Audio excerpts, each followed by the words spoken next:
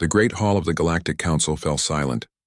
Thousands of alien leaders from across the stars watched as a single figure entered. He was a Vexari soldier, once proud and strong. Now he limped across the polished floor, his body broken by war. His blue-gray skin hung loose on his frame. Where once 4 sensory stalks had risen from his head, only one remained whole. His armor, once the pride of the Vexari fleet, was cracked and burned. Dark fluid leaked from seals that would never close again. "State your name and rank," said the council leader, her 6 eyes blinking in sequence. "I am Krelvos, battle commander of the 7th Armada," the soldier replied. His voice came through the translator as a harsh whisper. "I am here to give testimony." The council leader gestured to the speaking platform. "Proceed." Krelvos climbed the 3 steps with visible pain. He stood tall despite his wounds, looking out at the gathered leaders of 1,000 worlds. "3 cycles ago, I led 10,000 ships against the human worlds," he began. "We were the pride of the Vexari hegemony. Our weapons were superior, our numbers overwhelming. Our victory was certain." He paused, his single remaining eye closing briefly. "None of us returned whole." A murmur ran through the chamber. Many had heard rumors, but few knew the full truth of what had happened in Earth's region of space. "The humans were newcomers to the stars," Krelvos continued. "Their ships were crude, their weapons simple, their colonies few. We thought them weak because they spoke of peace and cooperation." He activated a small device on his wrist. Above the platform, a hologram appeared showing Earth, a blue-green world circling an ordinary yellow star. This is where they began. One small world, not special in any way we could see. We did not understand what it meant to evolve on such a planet, to survive there, to be human. The hologram changed to show human ships, blocky, functional vessels without the elegant curves of Vexari craft or the crystalline beauty of Arcturus designs. Our first meetings were peaceful. They offered friendship. They sought knowledge. They seemed eager to please, quick to compromise. We mistook this for weakness. Krelvos's voice grew stronger as he spoke, as if the telling gave him strength. The hegemony decided their colonial worlds were too rich to leave in such primitive hands, their position too strategic, their resources too valuable. We demanded they withdraw from 3 star systems they had settled. When they refused, we prepared for war. The hologram shifted again, showing the massive Vexari fleet assembling, ships by the 1,000, each bristling with weapons. "There were warnings," Krelvos said. "The Arcturus Collective, who had deeper ties with humans, told us to reconsider. The ancient Zuchthal, who rarely speak to any, sent messages of caution. Even some among our own people urged restraint." His eye fixed on the council leader. "We should have listened." The hologram showed a human diplomatic vessel approaching the Vexari fleet. Small, unarmed, carrying only 5 humans. "They sent one last message," Krelvos said. "I remember every word. We ask you to turn back. We have no wish for war. But if you force this conflict, understand that humans do not fight to win. We fight to end threats. Forever." The chamber was completely silent now. "We laughed," Krelvos said. "We destroyed their ship as our answer. It seemed like nothing, 5 lives against our might." He touched his device again. The hologram showed the first battle. Vexari ships surrounding a small human colony world. The first attack went as planned. Their orbital defenses fell quickly. We demanded surrender. They refused. We began planetary bombardment. The images showed energy beams striking the planet's surface, cities burning. Then they came. The hologram shifted to show human ships appearing at the edge of the system. Not many, perhaps 50 vessels against hundreds of Vexari warships. "We were not concerned," Krelvos said. "Their ships were outnumbered, outgunned. We formed battle lines to destroy them efficiently." The hologram showed the human ships accelerating toward the Vexari fleet. They did not slow. They did not fire. They did not respond to communications. In the hologram, the human ships slammed directly into the largest Vexari vessels. Massive explosions bloomed in space. "They had converted their ships into weapons," Krelvos said. Each one carried what we later learned was called a nova bomb, a device that creates a miniature star for a fraction of a second. Each explosion destroyed dozens of our ships. The council members watched in horror as the hologram showed the Vexari fleet breaking apart, ships fleeing in all directions.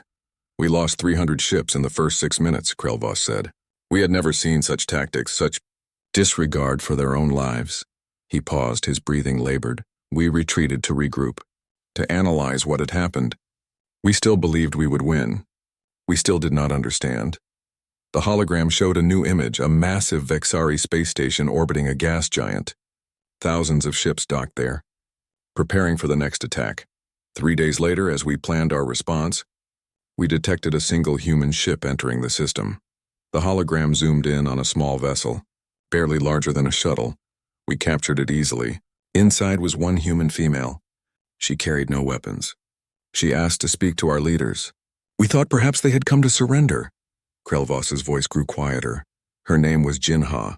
She told us she was a scientist, not a soldier. She said she had come to give us one last chance to withdraw from human space.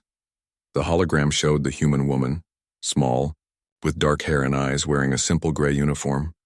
Our war master laughed in her face. He told her the hegemony would crush all human worlds, that survivors would serve as slaves, that Earth itself would become a mining colony. Krelvos looked down at his damaged hands. Jinha nodded and said only this. Then remember, you were warned to stay away from Earth's region.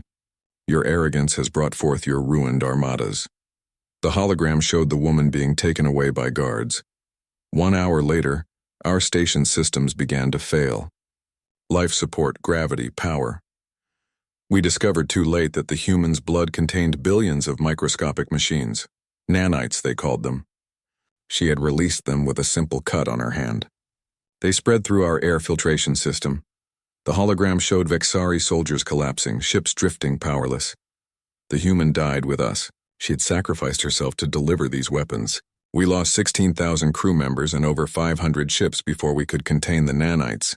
Krelvos looked up at the council, his eye burning with the memory. That was only the beginning. What followed was not war as we understood it. It was extinction.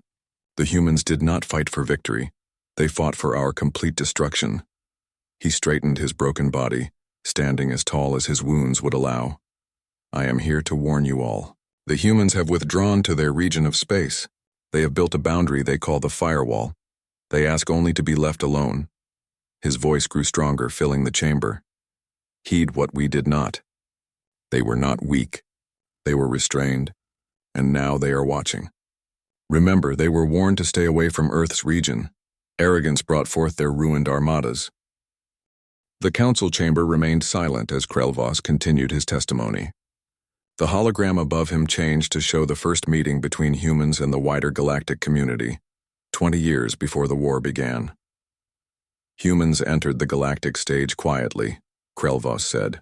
Their first ship appeared at the edge of Arcturus space. It was small and crude by our standards. The hologram showed a bulky vessel with large engines and simple weapons. The name Unity was painted on its side in human letters. The ship carried only 12 humans. Their captain was named Jake Morrison. The image shifted to show a tall human male with short gray hair and a weathered face. He wore a simple blue uniform with silver markings on the shoulders. Captain Morrison requested peaceful contact. The Arcturus Collective welcomed them cautiously. They shared information, established communication protocols, and began the process we call species integration. Krelvos touched his device again. The hologram showed more human ships appearing over the next few years. Each was slightly more advanced than the last. Humans learned quickly, too quickly, many thought. Within 5 years, they had established trade routes with 12 species. Within 10, they had colonies on 7 worlds beyond their home system. The hologram displayed a star map showing human expansion. It was modest compared to older species, but impressive for newcomers. The Galactic Council of that time, many of you were not yet members, held a debate about the humans. Some saw them as promising allies. Others worried about their rapid advancement. Krelvos paused, his eye scanning the chamber. The Vexari hegemony saw opportunity. We approached the humans with offers of advanced technology in exchange for mining rights on their colony worlds. Their representative was a woman named Lisa Park. The hologram showed a human female with short black hair and sharp eyes. She wore formal clothing and carried a data tablet. Lisa Park was their chief diplomat. She was skilled at negotiation, always polite but firm. She accepted some of our offers and declined others. When we pressed too hard, she would simply smile and say, "Perhaps another time." Krelvos made a gesture that the translator indicated was similar to a sigh. We thought her weak. We thought all humans weak. They seemed so concerned with fairness, with rules, with the well-being of all parties. In the hegemony, such concerns are for the powerless. The hologram shifted to show a human colony world, a beautiful planet with 2 small moons. Green forests covered much of the land, and human cities gleamed along the coasts. This was Nova Terra, their most successful colony, rich in rare minerals and perfect for growing food. When our initial diplomatic efforts failed to gain us control, the hegemony decided on a new approach. The image changed to show a meeting room. On one side sat Lisa Park and 2 other humans. On the other, 3 Vexari officials in ornate armor. We made demands instead of offers. We claimed that Nova Terra was within traditional Vexari space, though we had never settled it. We said they must withdraw or face consequences. In the hologram, Lisa Park remained calm as she responded to the Vexari. Park told us that humans would not be threatened.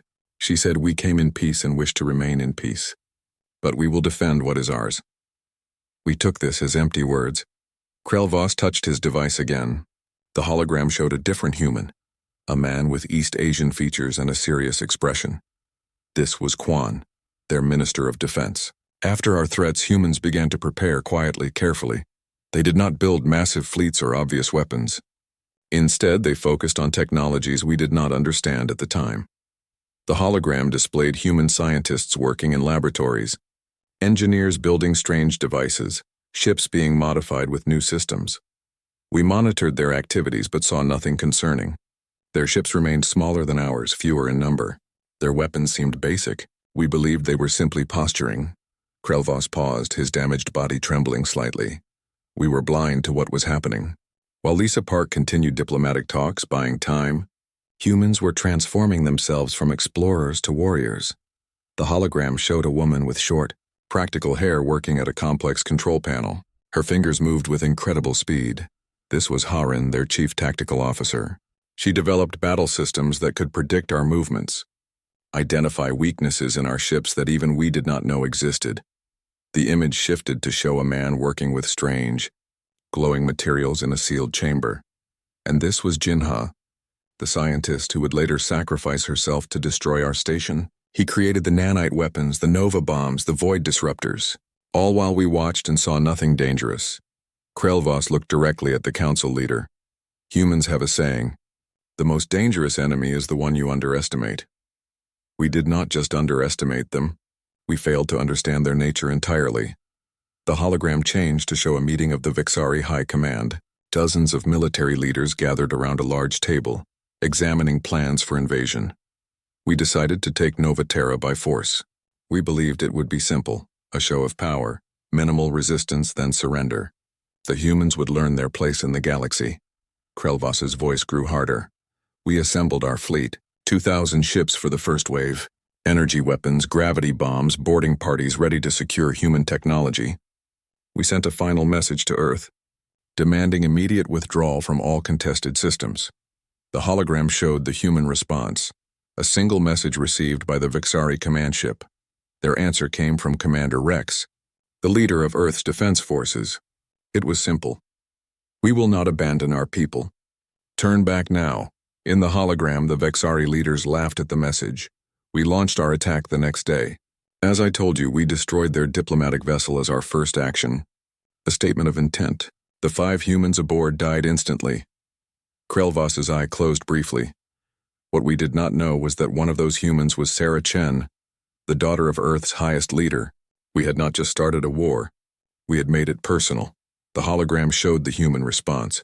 Emergency meetings on Earth, military commanders gathering, civilians being evacuated from border worlds.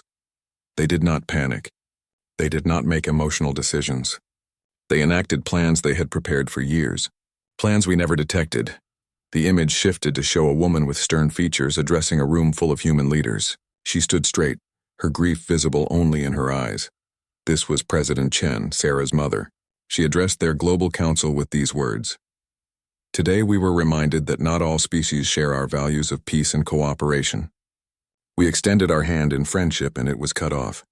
Now we must show the galaxy what happens when humans are forced to fight. Krelvos touched his device again. The hologram showed human ships departing Earth, hundreds of them, each modified with new technology. They did not attack immediately. They gathered their forces. They evacuated civilians from threatened worlds. They activated defense systems we had not detected, and they waited for us to commit fully to our invasion. The hologram displayed the Vexari fleet approaching Nova Terra, confident and organized in perfect battle formation. We believed we were bringing overwhelming force. We did not realize we were walking into a trap generations in the making. Krelvos looked around the silent chamber, his voice growing quieter. Humans have fought each other for thousands of years. They have perfected the art of war against themselves. When they reached the stars, they hoped for peace but prepared for the worst.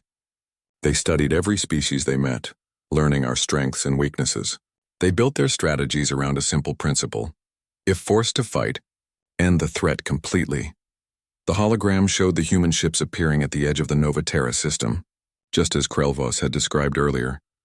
What followed was not a battle, it was a slaughter, and it was only the beginning of what humans called the reckoning. Krelvos straightened his broken body. Remember their warning? Which we ignored to our destruction. They were warned to stay away from Earth's region. Arrogance brought forth their ruined armadas. Krelvos paused to drink from a small container of blue liquid. His damaged body seemed to need the strength. The council members waited in tense silence. Many had shifted forward in their seats, captivated by the grim story. After our first defeat at Nova Terra, the hegemony was shocked, but not deterred. Krelvos continued. Our leaders believed the humans had simply been lucky, or had used all their special weapons in one attack. The hologram above him changed to show a massive Vexari war council. Dozens of commanders stood around a strategic display, arguing and pointing. We gathered a larger force, 5,000 ships from across our territory. We planned to attack 3 human worlds at once, spreading their defenses thin. The hologram showed the Vexari fleet splitting into 3 battle groups, each heading toward a different human colony. Our intelligence suggested the humans had only a few hundred ships total. They could not defend everywhere at once. We would crush their outer colonies and force them back to their home system. Krelvos touched his device and the hologram shifted to show a human military base built into the side of a mountain. Inside, officers gathered around a woman with short black hair and intense eyes. This was Commander Sarah Chen, daughter of the Earth President, sister of the diplomat we had killed. She had been recalled from deep space exploration to lead the defense. In the hologram, Sarah Chen studied a display showing the approaching Vexari fleets. Her face showed no fear, only focused determination. What we did not know was that humans had been preparing for this moment since their first contact with alien life. They had hidden facilities throughout their territory. Underground bases, asteroid installations, weapons platforms disguised as research stations.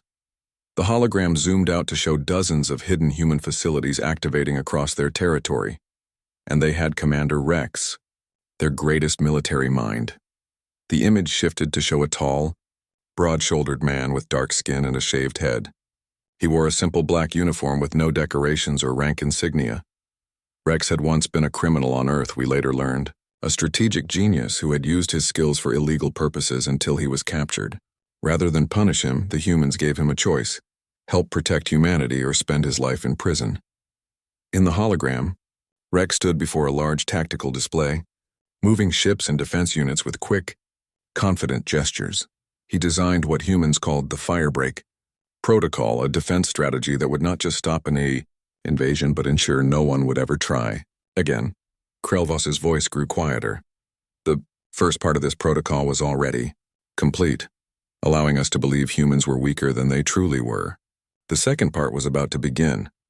The hologram showed the 3 Vexari fleets approaching their targets. The ships moved in perfect formation, weapons charged, confident in their overwhelming numbers. We reached the first human colony world, Harmony. Our scans showed minimal defenses, a few orbital platforms, a small fleet of 30 ships. We prepared for an easy victory. In the hologram, the Vexari fleet moved into attack position around the planet. Then our sensors detected energy spikes throughout the system, hundreds of them, appearing from nowhere. The image showed small objects suddenly appearing all around the Vexari fleet, simple metal spheres no larger than a shuttle. We thought they were mines or simple explosives. Some ships fired on them, others ignored them. It did not matter. In the hologram, the spheres activated simultaneously. They did not explode. Instead, they emitted waves of strange energy that washed over the Vexari ships. They were what humans called gravity disruptors. They did not damage our ships directly. Instead, they changed how gravity worked within a small area. Our ships began to tear themselves apart as different sections experienced different gravitational forces. The hologram showed Vexari vessels breaking apart, twisting into impossible shapes as the fabric of space itself seemed to bend around them. We lost 800 ships in the first minute. No explosions, no weapons fire. They simply came apart. Krelvos's hand trembled as he adjusted the hologram. The same happened at the other two target systems. Different weapons, same result. At New Eden, they used what they called phase shifters that caused solid matter to temporarily lose cohesion. At Frontier, they deployed swarms of microscopic robots that ate through hull metal like acid through paper. The hologram showed the devastation across all three battlefields. Vexari ships destroyed or disabled. Survivors fleeing in disarray. In one day, we lost over 3,000 ships, tens of thousands of our best warriors, and we had not destroyed a single human vessel. Krelvos looked around the silent chamber. The hegemony was stunned. Our leaders could not understand how we had been so thoroughly defeated. Some blamed traitors, others blamed faulty intelligence. None wanted to accept the truth, that humans had simply outthought us at every turn. The hologram changed to show the human response. Their ships did not pursue the fleeing Vexari. Instead, they formed defensive lines around their worlds and waited. They sent a message to our high command. It came from Commander Rex himself. The hologram displayed the human commander standing calmly before a camera. His words were simple. "You have seen a fraction of our capability. Withdraw from all human territory immediately. This is your only warning." Krelvos made a sound that the translator could not interpret. Perhaps a laugh. Perhaps a sob. Our leaders were furious, humiliated. They could not accept defeat, especially from a species so new to the stars. They ordered our remaining forces to gather for a final massive assault. Not on the colonies this time, but on Earth itself. The hologram showed Vexari ships from across their territory converging, thousands of vessels, including their largest dreadnoughts and planet killers. I was promoted to battle commander of the 7th Armada, 10,000 ships under my command, part of a force of nearly 30,000 vessels total, the largest fleet ever assembled in the history of our species. Krelvos paused, his eye fixed on a distant point as if seeing the past. We believed that humans had used all their special weapons, that they had exhausted their tricks, that our numbers would overwhelm whatever defenses Earth might have. We were wrong in every way possible. The hologram showed the massive Vexari fleet approaching the Sol system, Earth's home. We expected resistance at the system's edge. There was none. We advanced cautiously, suspecting traps. We found nothing. We reached the orbit of their 6th planet, without encountering a single human ship. In the hologram, the Vexari fleet moved past the ringed gas giant humans called Saturn. Some commanders grew confident. Others, like myself, grew more concerned. Where were their defenders? Where were their weapons? Had they abandoned their homeworld? The fleet continued inward, passing the 4th planet, approaching Earth's orbit. Then we detected them. Human ships, hundreds of them rising from Earth's surface, smaller vessels launching from their moon, hidden bases on Mars activating. They had waited until we were fully committed, unable to retreat quickly. The hologram showed the human fleet forming up. It was still much smaller than the Vexari force, perhaps 2,000 ships against 30,000. At their center was a single vessel larger than the others, the Dauntless, commanded by Jinha himself. The image zoomed in on a sleek ship with powerful engines and unusual weapons arrays. Jinha broadcast a message to our entire fleet. I remember every word. You were warned to stay away from Earth's region. Your arrogance has brought forth your ruined armadas. What follows is on your heads alone. Krelvos's voice grew softer. Then Earth itself changed. The oceans began to glow. The continents shifted color. The entire planet seemed to come alive with energy. The hologram showed Earth transforming, strange patterns of light spreading across its surface, massive structures rising from the oceans and mountains. They had turned their entire planet into a weapon. Every city, every ocean, every piece of their world was part of an integrated defense system thousands of years in the making. Krelvos looked up at the council, his eye burning with the memory. What followed was not a battle, it was judgment. And in that moment, we finally understood the truth about humans. The hologram showed beams of energy erupting from Earth's surface, from its moon, from hidden stations throughout the system. The Vixari fleet, for all its might, suddenly seemed small and vulnerable. They had never shown their true power, not to anyone. They had hidden their strength behind a mask of politeness and reasonable diplomacy. And we had mistaken their restraint for weakness. Krelvos straightened his broken body. Remember their warning, which now echoes across the stars. They were warned to stay away from Earth's region. Arrogance brought forth their ruined armadas. The council chamber remained completely silent. Many members had abandoned their usual posture of diplomatic detachment. Some leaned forward, gripping the edges of their seats. Others had drawn back as if trying to distance themselves from the horror of Krelvos's tale. The battle for Earth lasted less than 1 day, Krelvos continued, his voice growing hoarse. But it felt like an eternity. The hologram showed the massive Vexari fleet facing the transformed Earth. Energy weapons from the planet's surface cut through space, slicing through Vexari ships as if they were made of paper. Our first attack wave was destroyed in minutes, 15,000 warriors gone in the blink of an eye. Our remaining ships tried to regroup, to find a pattern in the human defenses. There was none. Their weapons came from everywhere in forms we had never seen before. The hologram zoomed in on a Vexari dreadnought, a massive vessel nearly 5 kilometers long. A beam of blue-white energy from Earth's moon struck it, and the ship simply vanished, leaving nothing behind. They had weapons that removed matter from existence, weapons that turned our own energy shields against us, weapons that infected our computer systems and turned our ships against each other. Krelvos touched his device, changing the hologram to show the human fleet advancing through the chaos of the battle. While Earth's defenses held our main force, their ships attacked with precision. They did not waste effort. Each human vessel targeted specific Vixari ships, command vessels, communication hubs, supply carriers. The image focused on the human flagship, the Dauntless, as it moved through the battle. It fired strange, spiraling beams that passed through Vexari shields as if they weren't there.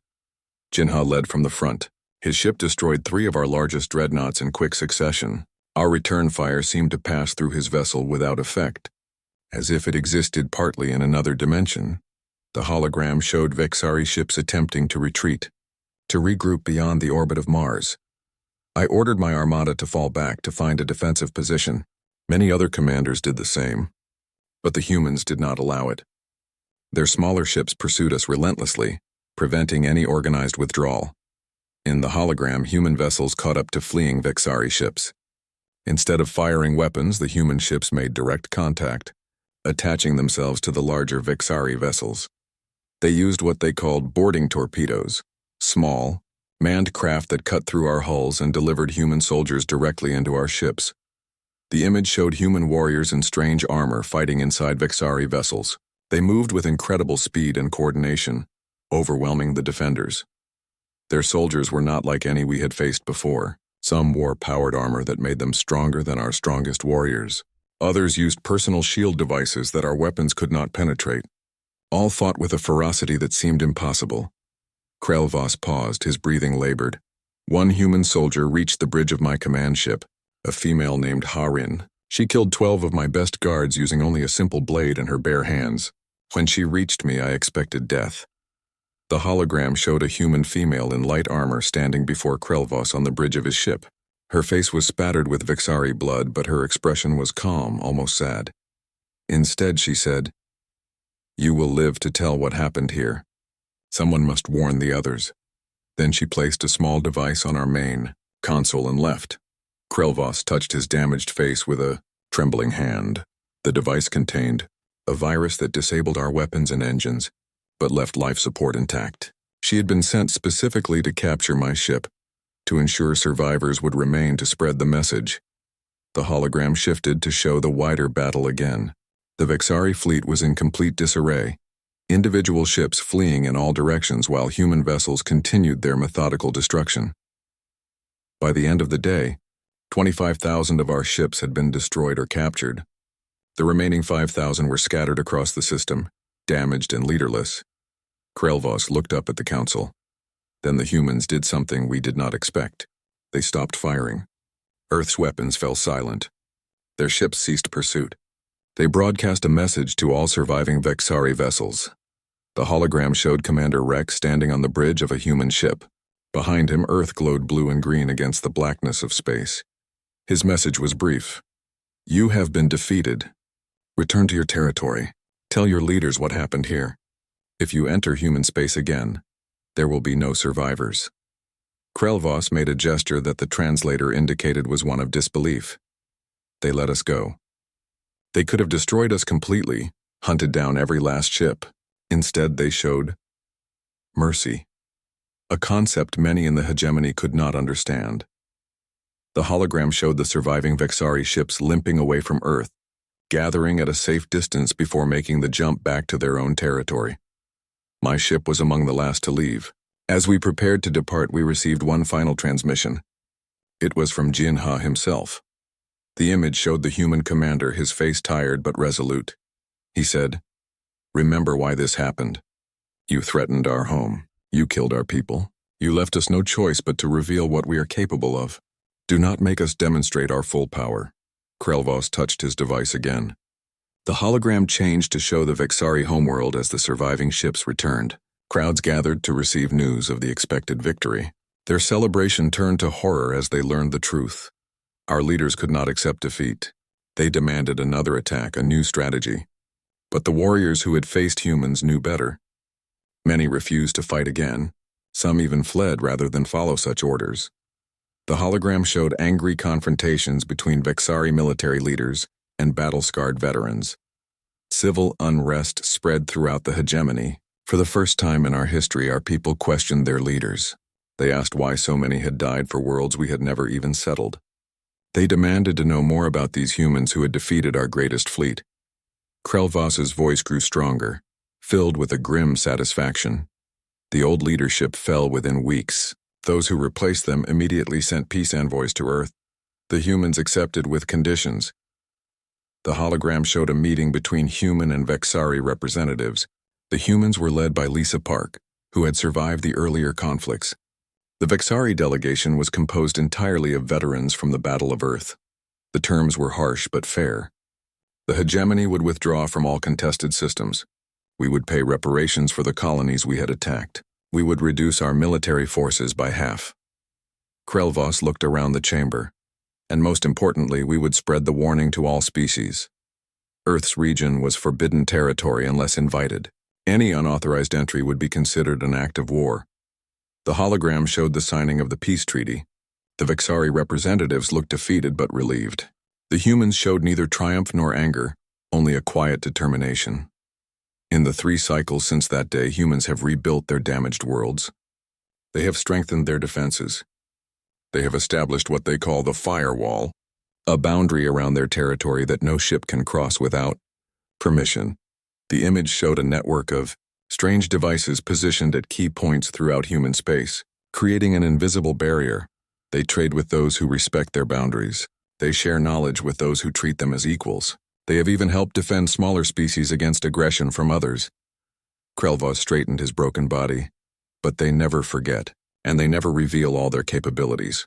The weapons they used against us were only a fraction of what they possess. Their true power remains hidden, held in reserve against the day they might need it again. He looked directly at the council leader. This is why I stand before you today, to ensure you understand what the hegemony learned at such terrible cost. They were warned to stay away from Earth's region. Arrogance brought forth their ruined armadas. Krelvos stood silent for a moment, gathering his strength for the final part of his testimony. The council chamber remained hushed, the representatives of 1,000 worlds absorbing the grim tale of the Vexari defeat. You may wonder why I have come here today, Krelvos finally said. Why I have traveled across the galaxy despite my injuries to speak before this council. He touched his device one last time. The hologram changed to show a star map of the galaxy. A section near one spiral arm glowed with a soft blue light, Earth's region of space. For 3 cycles, peace has held. Humans have remained within their borders, rebuilding, healing. The Vexari hegemony has honored the treaty. Painful though it was, Other species have respected the warnings. The hologram zoomed in to show the border between human space and the territory of another species, the Krell Dominion, represented in the council by a large reptilian being seated in the front row. But now I hear disturbing reports. The Krell Dominion has been moving military assets to the edge of human space. They have been studying the human firewall, probing for weaknesses. They have been speaking of the human problem in their councils. The Krell representative shifted uncomfortably, scales rustling against the metal seat. The Krell believe what we once believed, that humans are weak, that their victory over the Vexari was luck or trickery, that their defenses can be overcome with sufficient force. Krellvos turned to face the Krell representative directly. They are wrong, dangerously, fatally wrong. The hologram showed Krell warships gathering near the boundary of human space, hundreds of vessels heavily armed and armored.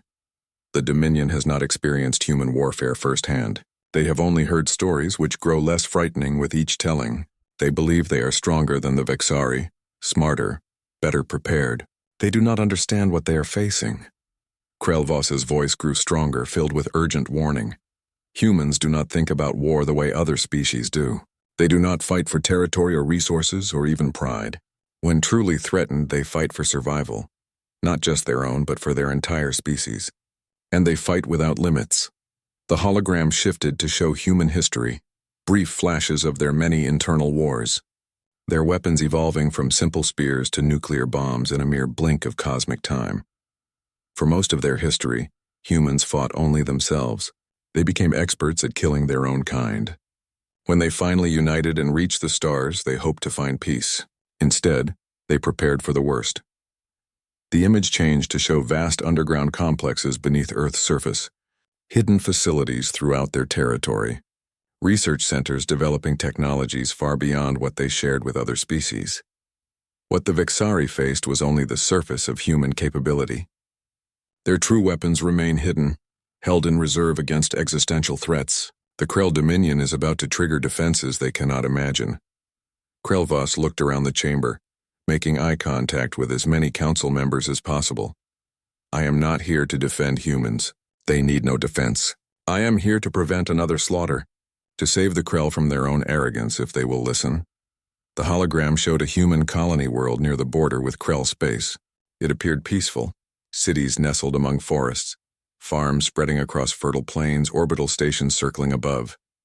This is Providence, the human world closest to Krell territory. It appears vulnerable, lightly defended, a tempting target. The image zoomed in to show what appeared to be simple defense platforms in orbit. The Krell believe these are basic shield generators and weapon emplacements. They are wrong. Each platform contains technology that can unmake matter at the quantum level. The entire planet is wired with defense systems that extend deep into its core. Krellvos turned to the Krell representative again. If you attack this world, or any human world, you will not return. Your ships will be destroyed. Your warriors will die. Your homeworlds will face retaliation beyond your darkest nightmares. The Krell representative rose to his full height, nearly 3 meters tall. His voice boomed through the chamber. These are threats! The human sends this broken Vexari to frighten us with tales of supernatural power. The Dominion is not so easily cowed. Krellvos did not flinch. No human sent me. I come of my own will, carrying the burden of millions of Vexari deaths. I have seen what you have not. I have faced what you cannot imagine. He touched his device again. The hologram changed to show Krellvos's own memories of the battle. Vexari ships disintegrating under impossible weapons. Warriors dying in vacuum as their vessels broke apart. The unstoppable advance of human forces. This is not a story. This is history. This is truth. I watched my entire command structure die around me. I saw weapons that should not exist. I faced warriors who fought with a determination that no Vexari, no Krell, no species in this council can match. The images were horrifying. Many council members turned away. The Krell representative remained standing, but his confidence seemed to waver. The humans do not seek conflict, Krellvos continued. They do not want war. They ask only to be left in peace within their borders. Is this so much to grant? Is your pride worth the extinction of your species? The council leader raised her hand, silencing the chamber. Battle Commander Krellvos, your warning is noted. The Council will discuss the situation at the human border and make recommendations to the Krell Dominion. She turned to the Krell representative. And you, War Master Thrak, would be wise to consider this testimony carefully before taking action that cannot be undone. The Krell representative hissed but lowered himself. Back to his seat, Krellvos nodded slowly. I have one final thing to show you. Something few outside human space have seen. The hologram changed one last time. It showed a simple stone monument on a barren world. The planet had once been a Vexari colony, now abandoned after the war. The monument was clearly of human design, a tall pillar of black stone with writing etched into its surface. After the peace treaty was signed, humans placed monuments like this on the worlds where battles were fought. This one stands where their diplomat Sarah Chen died when we destroyed her ship. The hologram zoomed in to show the writing on the monument. It was in multiple languages, including Vexari. It reads, "Here fell humans and Vexari alike in a war that should never have been. May their sacrifice remind us that peace requires wisdom, not just strength." Krellvos's voice grew softer. Beneath this monument, they buried their dead alongside ours. They honored their enemies even after victory. This is another truth about humans that many fail to understand. They can show mercy and respect even to those who showed them none. He looked around the chamber one final time. I do not ask you to love humans.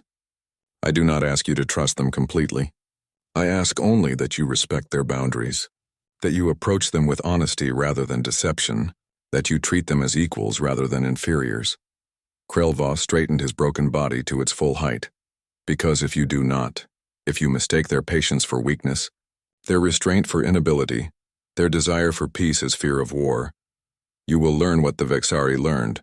You will understand, too late, the truth of the warning that now echoes across the stars.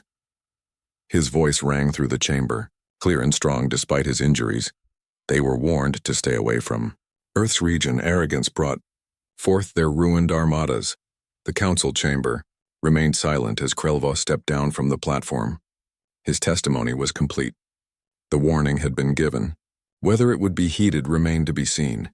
As he limped toward the exit, the Krell representative rose again. Wait, the massive reptilian called. You speak of human power, human vengeance. Yet you live. Why did they spare you? Krellvos turned slowly. They spared me because they wanted the galaxy to know what happened. They wanted the truth to spread.